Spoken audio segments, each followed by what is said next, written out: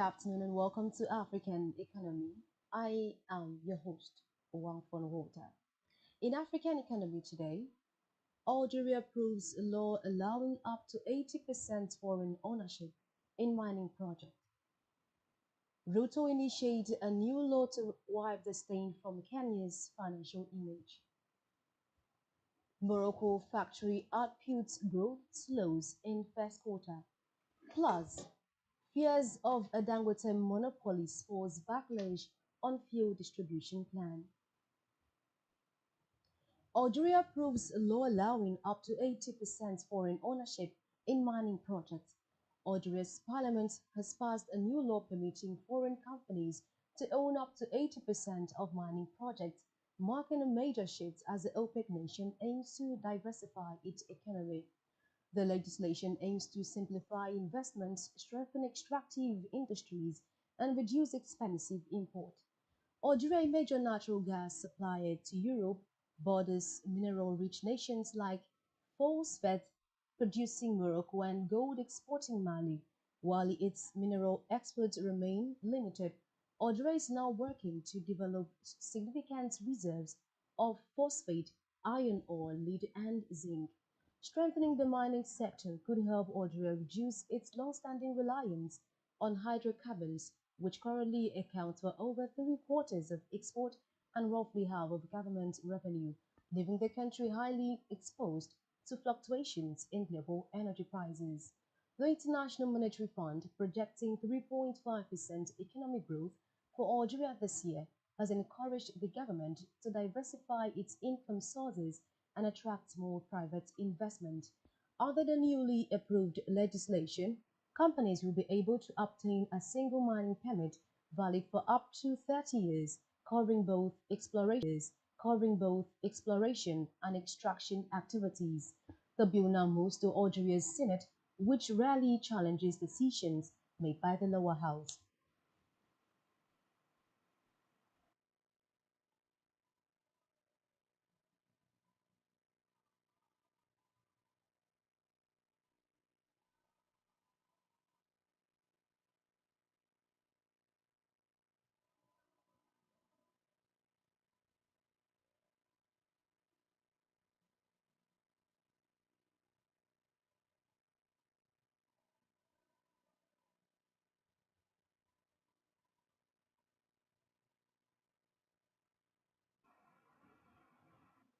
Ruto initiates a new law to wipe the stain from Kenya's financial image. In response to money laundering and terrorist financial activities in Kenya, the president of the country recently signed the Anti-Money Laundering and Combating of Terrorism Financing Laws Amendment Bill 2025. Ruto initiates a new law to wipe the stain from Kenya's financial image. The law aims to strengthen Kenya's financial regulatory framework and address illicit financial activities. Kenya has been under increased international scrutiny, including placement on the EU's high-risk country list. Manufacturing production in Morocco rose by 3.2% year-on-year in the first quarter of 2025, following a 5% advance in the previous period. The increase was primarily driven by production growth in several sectors: chemical industry, a positive of 8.2%, automobile industry, a positive of 12.7%, electrical equipment manufacturing, a positive of 24.7%, pharmaceutical industry, a positive of 10.6%, non-metallic mineral product, a positive of 2.9%, and metallurgy, a positive of 14.0%. However, the tobacco product sector dropped by 27.3% and declines were also seen in metal products, beverages, other transport equipment, and electronics. Senegal's excluding cotton ginning surged by 24.9% year-on-year in April 2025, accelerating from a 19.7% increase in the previous month. This marked the strongest growth in 3 months, largely driven by a sharp rise in output from extractive industries and to lesser extent manufacturing industries. Within manufacturing, production saw significant increases in refined petroleum and cooking products, paper, cardboard, printing and reproduction of records, as well as chemical, pharmaceutical, rubber, and plastic products. For the first 4 months of the year, industrial activity was up 23.5% compared to the same period last year. Two French-linked media platforms, RFI and France 24, have been suspended in Togo for 3 months over allegations of broadcasting inaccurate and biased content that threatens the country's stability. Togo's media regulator cited concerns about the stability of national institutions and the country's image as reasons for the suspension. This move, this move reflects growing tensions between African government and French-linked media platforms. Cape Verde inflation rate edges down. The annual inflation rate in Cape Verde edged down to 2.3% in May 2025 from a 2.5 gain in the previous month. The slowdown was mainly attributed to prices easing for clothing and footwear, alcoholic beverages, and tobacco and food and non-alcoholic beverages, and while prices accelerated for miscellaneous goods and services, hotels, cafes and restaurants, and transportation. On a monthly basis, consumer prices soared in May following a 0.4% increase in the previous month. And that's the chart indicating Cape Verde inflation rate. Despite ECOWAS fallout, Nigeria moves to reunite with Mali, Niger, and Burkina Faso. Despite a prolonged fallout within the Economic Community of West African States (ECOWAS), Nigeria is making diplomatic overtures to re-engage Mali, Niger, and Burkina Faso, the three countries that have withdrawn from the bloc following military takeovers. Niger has invited Mali and Niger, as well as Burkina Faso, to the 2025 West African Economic Summit for continued regional cooperation. This gesture, announced by Nigeria's Minister of Foreign Affairs, Yusuf Tuga, during a press briefing in Abuja on Monday, signals Abuja's continued push for regional cooperation within the ECOWAS framework, despite ongoing political rift. He noted that regional developments should not be derailed by political disagreement, particularly as shared challenges like security, trade, and infrastructure transcend institutional affiliations.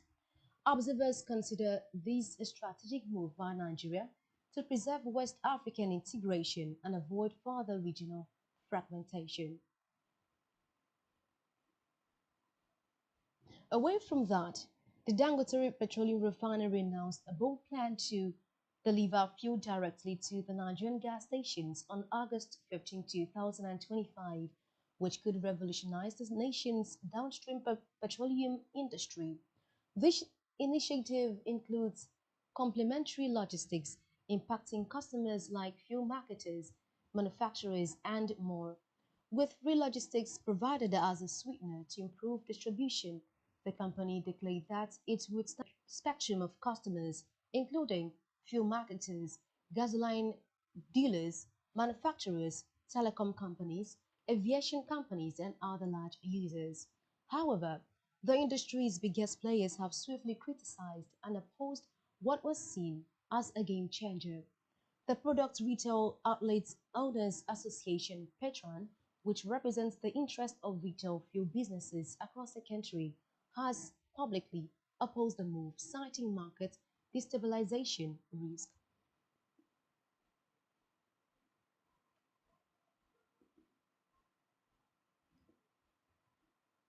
We will go on a break, and when we are back, African economy continues. Stay tuned.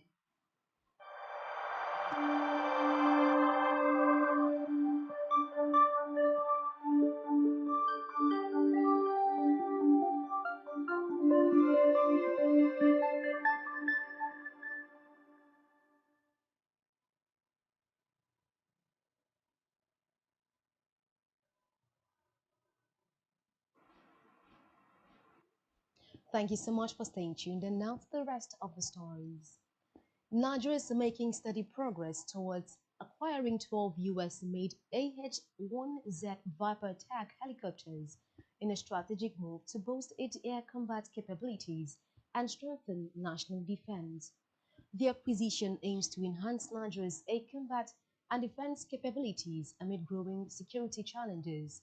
High-level discussions were held between Nigerian and US officials to finalize the terms and timelines.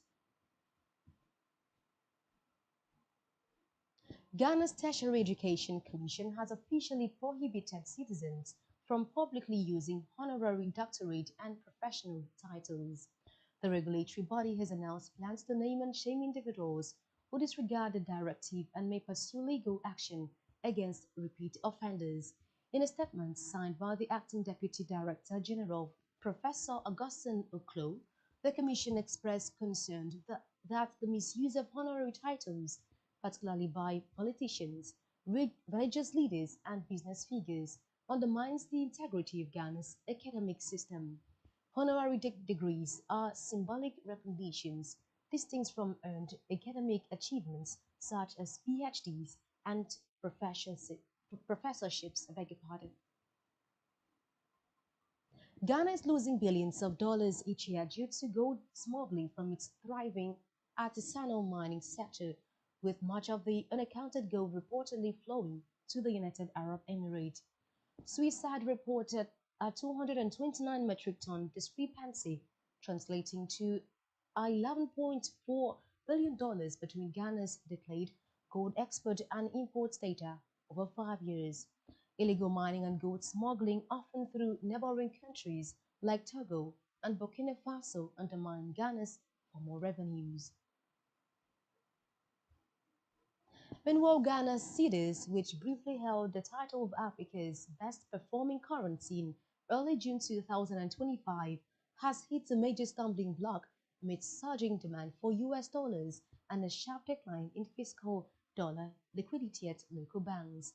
Ghana cedis experienced a major reversal, losing gains made earlier in June 2025.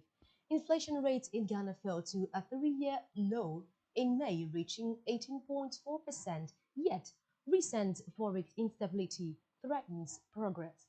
The Bank of Ghana faces pressure to stabilize the currency as delayed exports recede and increasing imports demands strain the forex market. Egypt is racing to secure alternative fuel supplies in a bid to prevent power outages after tensions between Iran and Israel disrupted natural gas flows. Egypt is seeking alternative fuel sources to mitigate power outages due to regional political tensions affecting gas supplies. A tender for importing up to 1 million tons of fuel oil is set to be launched, with deliveries expected in August. The regional conflict between Iran and Israel has escalated, impacting energy infrastructures as well as in export.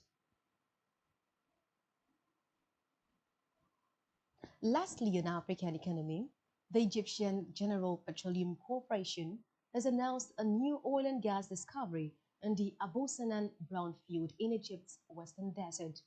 The Egyptian General Petroleum Corporation announced a new oil and gas discovery in Abu Sanan, western desert, Egypt.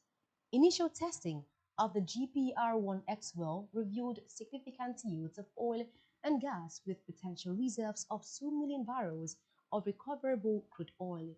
Egypt's Ministry of Petroleum is increasing sector investment, planning $1.2 billion for 2025/2020 for 2024, beg your pardon, /2025, and a broader $7.5 billion strategy by 2030.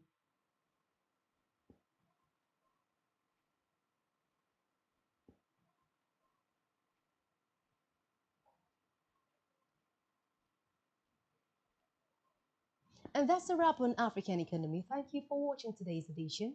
Do well to follow us on all of our social media channels at Spectrum TV Live. That's NG. I am Wangfon Walter. Good afternoon.